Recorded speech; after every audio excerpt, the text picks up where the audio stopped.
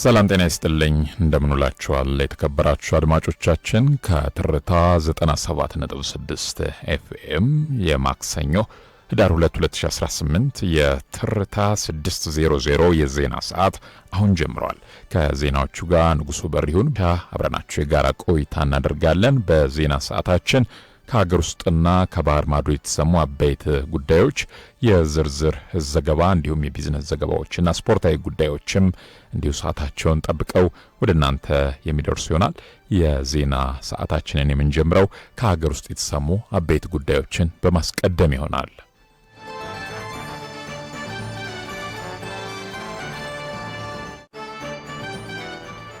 አስረኛው የከተሞች ፎረም የከተሞች እድገት ለኢትዮጵያ ልህቀት በሚል መሪ ሐሳብ በአፋር ክልል ሰመራ ሎጊያ ከተማ ይካሄዳል።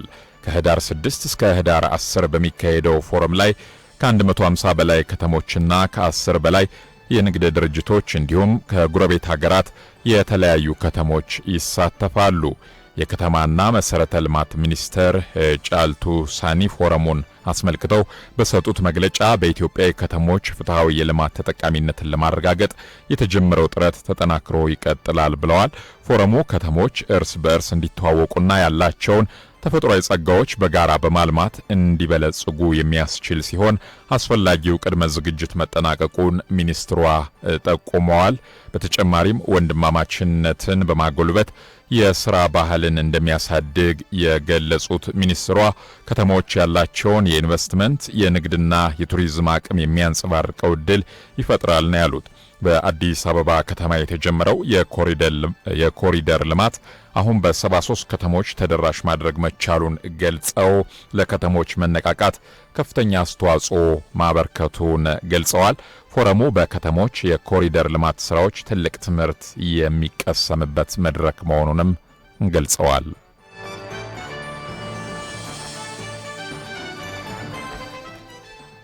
34ኛው ሀገር አቀፍ የትምህርት ጉባኤ ፍትሃዊና ጥራት ያለው ትምህርት ለሁሉም በሚል መሪ ሐሳብ በአዳማ ሳይንስና ቴክኖሎጂ ዩኒቨርሲቲ እየተካሄደ ይገኛል። በጉባኤው መክፈቻ ንግግር ያደረጉት የትምህርት ሚኒስትሩ ፕሮፌሰር ብርሃኑ ነጋ የትምህርት ዘርፉ ውጤታማ ዜጎችን ማፍራት እንዲችል መግባባት ተፈጥሮ ጥራትን ለማረጋገጥ ርብርብ እየተደረገ መሆኑን ገልጸዋል። በተለይም በትምህርት ዘርፉ ያሉትን ማነቆዎች በመፍታት ይበልጥ ውጤታማ ለመሆን የሚያስችሉ ተግባራት በትኩረት እየተከናወኑ ይገኛሉ ብለዋል። ከሁሉም በላይ ኢትዮጵያ የምታቀደውን ብልጽግና እውን ማድረግ የሚችሉ ብቁ ዜጎችን ለማፍራት ለትምህርት ጥራት ትኩረት ተሰጥቶ በርካታ ተግባራት በመከናወን ላይ መሆናቸውን ገልጸዋል። ጉባኤውም በትምህርት ዘርፉ ታቅደው የተሰሩ ስራዎችን በጋራ ለመገምገምና የቀጣይ የትኩረት አቅጣጫ ላይ የጋራ መግባባት ለመፍጠር ያለመ መሆኑን አስታውቀዋል። በጉባኤው የትምህርት ሴክተሩን ለማሳካት የተያዙ ግቦች ዙሪያ ሁሉም ባለድርሻ አካላት የጠራ አመለካከት በመያዝ ይበልጥ መረባረብ እንደሚገባቸው ለማስገንዘብ መሆኑን አንስተዋል። የኦሮሚያ ክልል ትምህርት ቢሮ ኃላፊ ዶክተር ቶላ በሪሶ በበኩላቸው በክልሉ የቅድመ አንደኛ ደረጃ ትምህርት ላይ ትኩረት በመስጠት ለትምህርት ጥራት መሰረት መጣሉን አንስተዋል። የተማሪዎች መጠን ማቋረጥና ሌሎችንም ችግሮች ለመፍታት ሁላችንም በሚገባን ልክ ተሰናስለን የትምህርት ስርዓቱን መምራት ይኖርብናል ሲሉም መልእክታቸውን አስተላልፈዋል። በጉባኤው ላይ የሕዝብ ተወካዮች ምክር ቤት አባላት፣ የክልል ትምህርት ቢሮ አመራሮች፣ የዩኒቨርሲቲ አመራሮች፣ ጥሪ የተደረገላቸው ባለድርሻና አጋር አካላት እየተሳተፉ ይገኛሉ።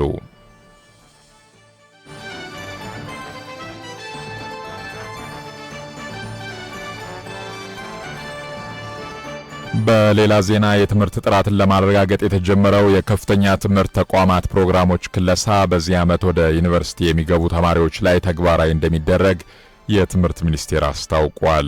በ2018 አዳዲስ ከ80 በላይ የከፍተኛ ትምህርት ፕሮግራሞች እንደሚከለሱ ተመላክቷል።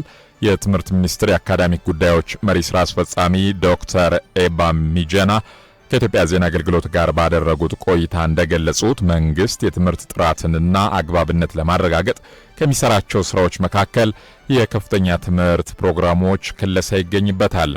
የፕሮግራሞች ክለሳ ዓለም አቀፍ የትምህርት ስታንዳርዶችን የጠበቀ የትምህርት ጥራት አግባብነትን በማረጋገጥ የአገሪቱን የልማት አቅጣጫዎች የሚደግፍ መሆኑን አንስተዋል።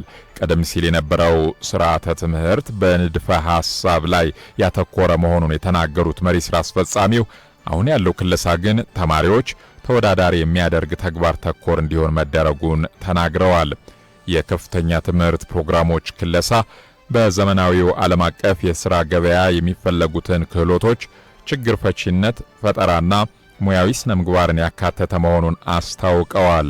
ክለሳው የሀገር በቀል ዕውቀትን በማካተት የትምህርት ተቋማቱን ልዩ ከማድረጉም በላይ ተመራቂዎች በየትኛውም የዓለም ክፍል እንዲማሩና እንዲሰሩ የሚያደርግ መሆኑን አመልክተዋል። መሪ ሥራ አስፈጻሚ ዶክተር ኤባ ሚጀና በሀገሪቱ በመጀመሪያ ዲግሪ 314 ፕሮግራሞች መኖራቸውን አንስተው በቀጣይ ሁሉም የትምህርት ፕሮግራሞች ላይ ክለሳ ለማድረግ እየተሰራ መሆኑን ተናግረዋል። እስካሁን 55 ፕሮግራሞች መከለሳቸውን ጠቁመው 2018 80 አዳዲስ ፕሮግራሞችን በመከለስ በአጠቃላይ ከ100 በላይ ለማድረስ መታቀዱን አስታውቀዋል። ሚኒስቴሩ የትምህርት ፕሮግራሞቹ ክለሳ ቴክኖሎጂ መሰረት በማድረግ መዘጋጀቱን ገልጸው ክለሳው ወደ ስራ ሲገባ መምህራን አዲሱን ይዘትና ያተገባበር ዘዴ ለመረዳት የሚያስችላቸው ሙያዊ ስልጠና እንዲያገኙ እየተደረገ መሆኑን ተናግረዋል። የፕሮግራሙ ክለሳ በዚህ ዓመት ወደ ዩኒቨርሲቲ በገቡ ተማሪዎች ላይ ተግባራዊ የሚደረግ ሲሆኑ በመሰረታዊነት የትምህርት ጥራትን በማረጋገጥ በኩል ትልቅ ሚና እንደሚኖረው አስታውቀዋል። የክለሳው ዓላማ ውጤታማ እንዲሆን የዩኒቨርሲቲዎችና ሌሎች ባለድርሻ አካላት ትብብር ወሳኝ መሆኑን ሚኒስቴሩ ገልጿል።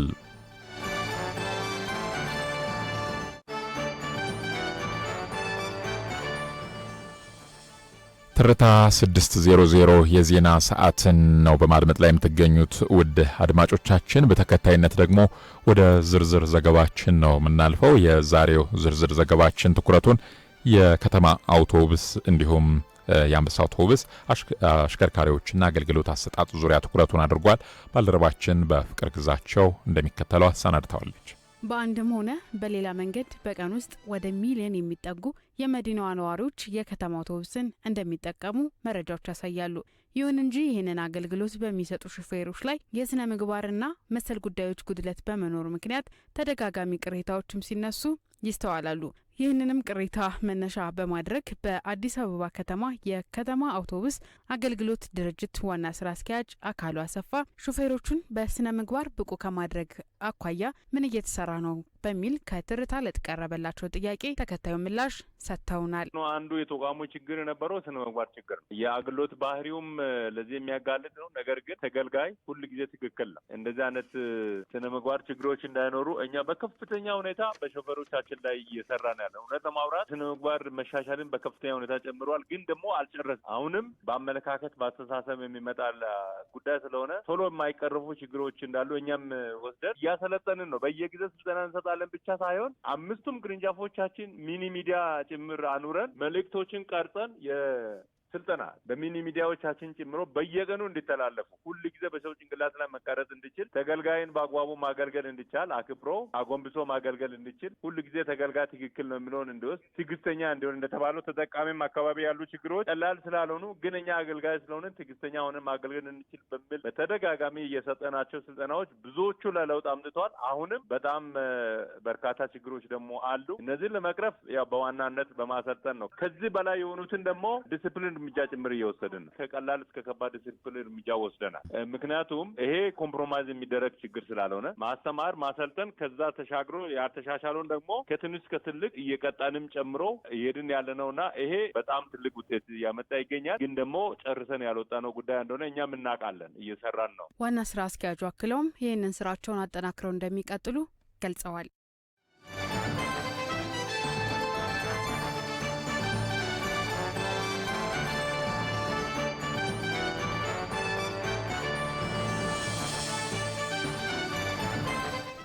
በመከታተል ላይ የምትገኙት ከትርታ 97.6 ኤፍኤም ወደ እናንተ በመድረስ ላይ የሚገኘውን የማክሰኞ ቀን የትርታ 600 የዜና ሰዓትን ነው።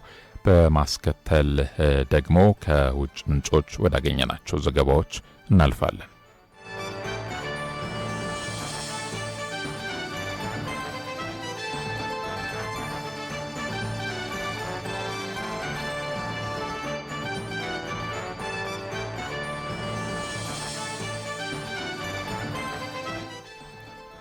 ወደ ቀዳሚው የውጭ ዜናችን ስናልፍ ጊኒ ለታህሳስ ፕሬዝዳንታዊ ምርጫ 9 እጩዎችን ማጽደቋ ተሰምቷል። የአገሪቱ ጠቅላይ ፍርድ ቤት ታህሳስ 19 ቀን እንዲካሄድ ለታቀደው ምርጫ የእጩዎችን ዝርዝር ከወዲሁ ይፋ ማድረጉ ተሰምቷል።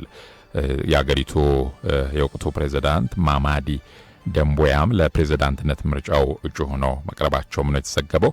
በአገር ውስጥ ሚዲያ ዘገባ መሰረት ያልተካተቱ እጩዎች ይግባኝ የማቅረብ እድል ስላላቸው ይህ ዝርዝር ጊዜያዊ ሆኖ እንደሚቆይም ነው የሀገሪቱ የምርጫ ኮሚሽን ያወጣው ዘገባ የሚያሳየው።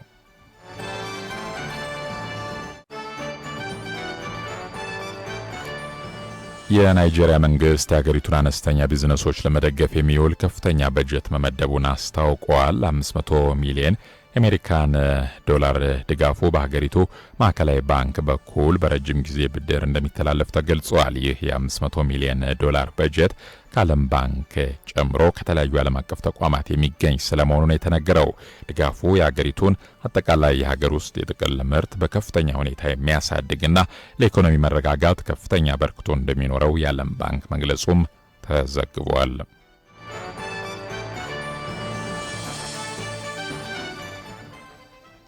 በመጨረሻም የአሜሪካው ምክትል ፕሬዝዳንት በኬንያ ሊያደርጉት የነበረው ጉብኝት መሰረዙ ተነግሯል። የኬንያ የካቢኔና የውጭ ጉዳዮች ባለስልጣን ከሳምንት በፊት ተይዞ የነበረው የከፍተኛ ባለስልጣኖች የሥራ ጉብኝት መርሃ ግብር መሰረዙን ከአሜሪካ መንግስት መረጃ እንደደረሰው አስታውቋል።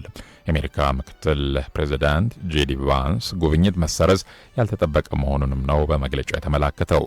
የጉብኝቱ መሰረዝ ምናልባትም የአሜሪካው ፕሬዝዳንት ዶናልድ ትራምፕ የሀገሪቱ ባለስልጣናት በደቡብ አፍሪካ ጆሃንስበርግ የሚካሄደውን የቡድን 20 አባል ሀገራት ስብሰባ ላይ እንዳይገኙ ትዕዛዝ ማስተላለፋቸውን ተከትሎ ሳይሆን እንዳልቀረ ተነግሯል። ምክትል ፕሬዝዳንት ቫንስ በስብሰባው ላይ የሚገኘውን የአሜሪካ ልዑክ ቡድን በማስተባበር ላይ እንደነበሩ ዘገባው አመልክቷል።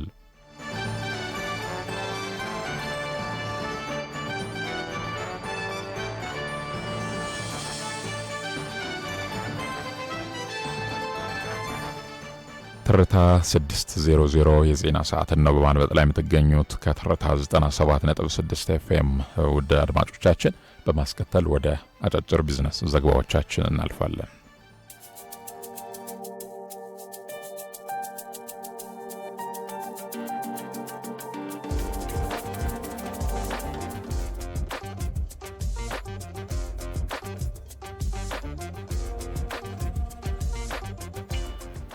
የኢትዮጵያ ንግድ ባንክ ሲቢኢ በእጅ የተሰኘ አዲስ የዲጂታል የብድርና ቁጠባ አገልግሎት ይፋ አደረገም።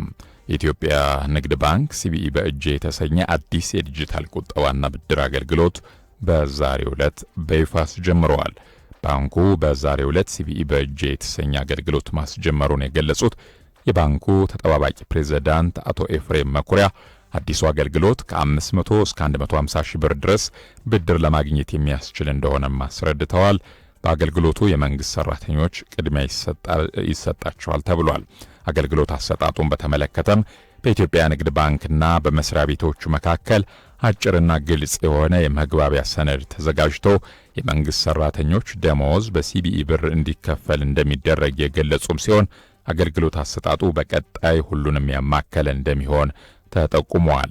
ባንኩ እስካሁን ባለው ጊዜ ከ478 ኩባንያዎች ጋር መደበኛ ስምምነቶች ተፈራርሞ ስምምነቶች ከጸደቀላቸው 83 ድርጅቶች የተውጣጡ ሰራተኞች በሲቢኢ በእጅ ዲጂታል ባንክ ብድር የተሰጣቸው መሆኑን ጠቁመው በሁለት ወራት ውስጥ ብቻ 1.6 ቢሊዮን ብር በብድር መሰጠቱን ገልጸዋል ስትል የዘገበችው ባልደረባችን ራህማ መሐመድ ናት።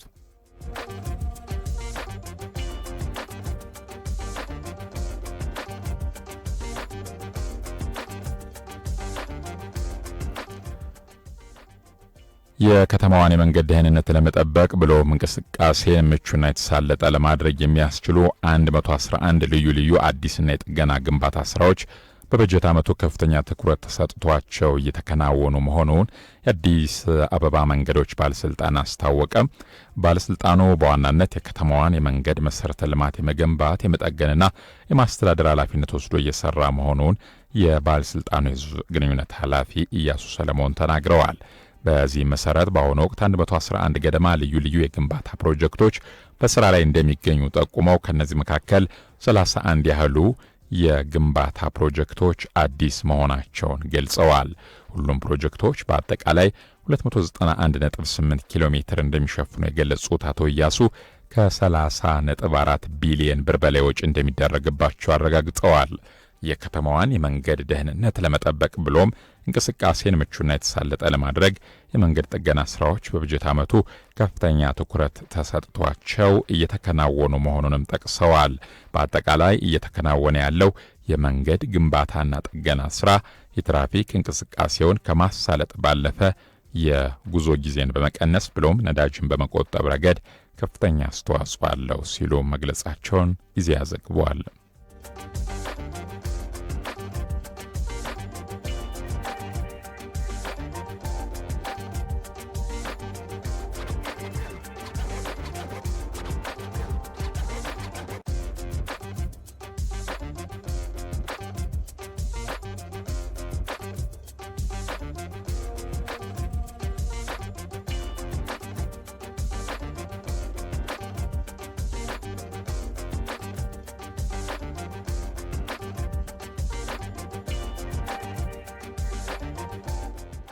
አድማጮች ከትርታ 600 የቢዝነስ ዘገባዎቻችን ያደመጣችኋቸውን ይመስላሉ።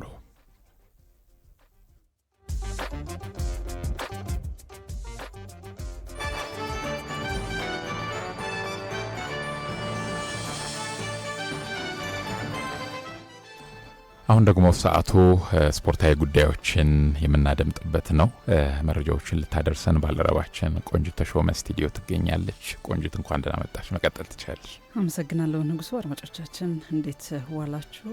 የዓለም አትሌቲክስ የወጣት ተጫዋቾችን የአመቱ ምርጥ እጩዎችን የመጨረሻዎቹን ይፋ አድርጓል። ትላንት በወንዶች ቢኒያም መሀሪ ኢትዮጵያዊው አትሌት ቢኒያም መሀሪ የ2025 የአመቱ ምርጥ ወጣት አትሌት ተብሎ በእጩነት ከቀረቡ 3 አትሌቶች መካከል አንደኛው ሆኗል። ሁለቱ የኬንያ አትሌቶች ናቸው። በወጣቶች ዘርፍ ወርልድ አትሌቲክስ የዓለም አትሌቲክስ ተቋም ከ20 ዓመት በታች የሆናቸውን የወንድና የሴት አትሌቶችን ይፋ ያደርጋል። የወንዶቹን ነው ትላንት ይፋ ያደርገው። ዛሬ ደግሞ የሴቶቹን ይፋ ያደርጋል ተብሎ ይጠበቃል። ከ20 ዓመት በታች ምርጥ ተብለው በእጩነት ከቀረቡት 3 አትሌቶች መካከል ኢትዮጵያዊ አትሌት ቢኒያም መሀሪ አንደኛው ሆኖ ተጠቅሷል። ቢኒያም መሀሪ ከትላንት በስቲያ እሁድ ዕለት በጃን ሜዳ በተካሄደው የወጣቶች የጎዳና ላይ ሩጫ የአገር አቋራጭ ሩጫ ላይ 5ኛ ደረጃን አግኝቶ ማጠናቀቁ ይታወሳል። ከ20 ዓመት በታች በ8 ኪሎ ሜትር የወጣት ወንዶች የጃን ሜዳው አገር አቋራጭ ውድድር ላይ 5ኛ ደረጃን ይዞ ያጠናቀቀ ሲሆን ከዛ በፊት እንግዲህ በ2025 ላይ ያደረጋቸውን የ1500 ሜትር ውድድሮች የ3000 ና 5000 ሜትር ውድድሮች ውጤቶቹን በመደመር ከወጣት አትሌቶች መካከል በእጩነት የመጨረሻዎቹ 3 ውስጥ መግባት ችሏል። ኬንያዎቹ ፖል ኮኤች እና ኤድሞንድ ሴሬም በሁለቱ ሌሎች እጩዎች ናቸው። ፖል ኮኤች የ1500 ሜትር የክብረ ወሰኑ ባለቤት ነው። ከ20 ዓመት በታች የለንደን ዳይመንድ ሊግ አሸናፊም ነው። ሌላኛው ኬንያዊ አትሌት ኤድሞንድ ሴሬም በዓለም አትሌቲክስ ሻምፒዮና በ3000 ሜትር 3ኛ ደረጃን አግኝቶ የነሐስ ሜዳሊያ ማሸነፉም ይታወሳል።